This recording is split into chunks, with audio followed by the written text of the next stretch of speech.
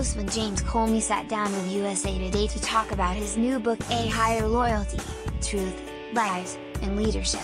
He made explosive comments about President Trump.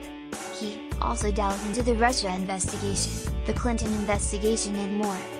USA Today James Comey knows how to square off against an iron-fisted ruler who has been accused of deceit, dishonesty, and misogyny, and come out the other side with one in the win column.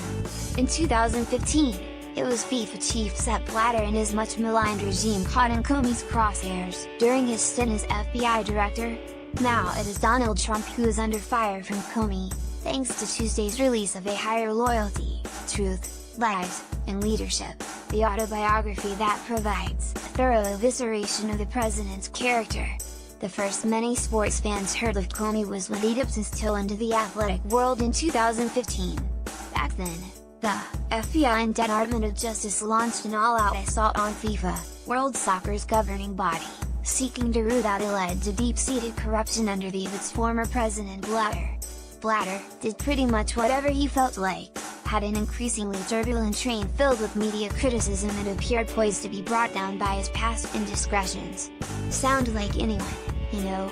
As a swath of allegations were laid out against FIFA at an elaborate press conference in Manhattan nearly 3 years ago, Comey waxed lyrical in a speech filled with soccer-themed turns of phrase.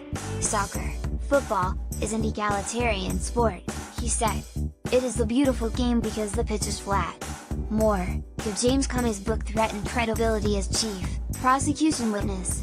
More, Trump blasts Comey again as he heads to Florida amid fallout from Syria's strike.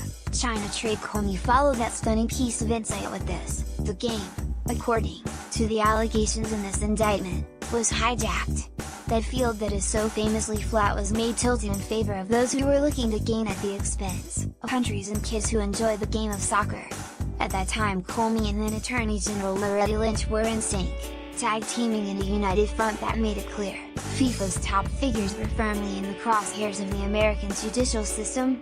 The upshot: Blatter first won re-election, then resigned soon after and has not visited the US since, presumably due to the fear of prosecution.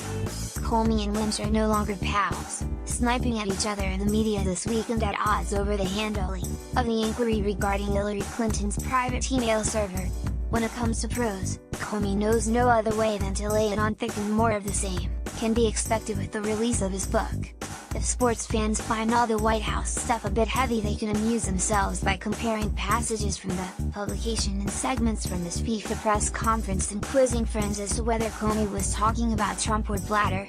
There is a danger that cynicism creeps into our life, and that folks shrug and just say, "Well, that's just the way things are," Comey said.